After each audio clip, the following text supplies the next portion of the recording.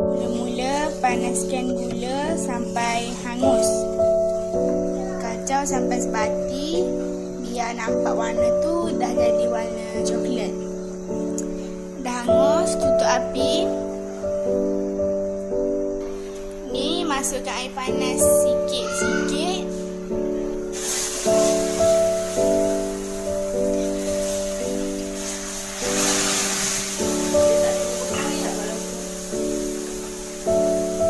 Letak sikit-sikit, nanti meletup.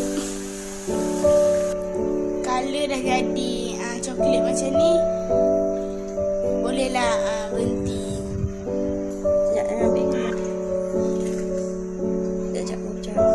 Pecahkan telur 4 biji dan kacau perlahan-perlahan.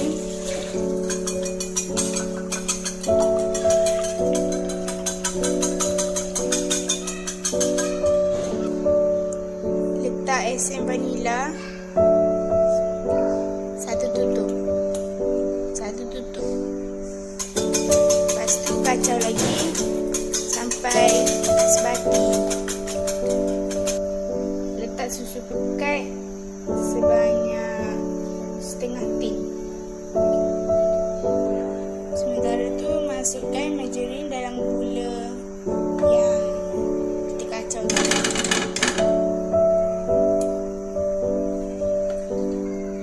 Masukkan soda dalam gula yang kita kacau tadi sekali dengan margarin tadi. Kacau sampai sebati. Masukkan tepung ke dalam telur yang kita kacau tadi.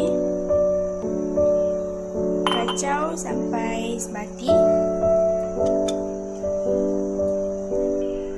Langkah yang terakhir, masukkan gula merah yang kita kacau tadi ke dalam telur dan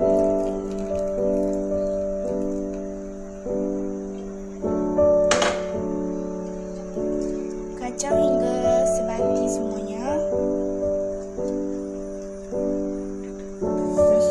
Masukkan kita kacau tadi ke dalam loyang untuk diletakkan dalam oven.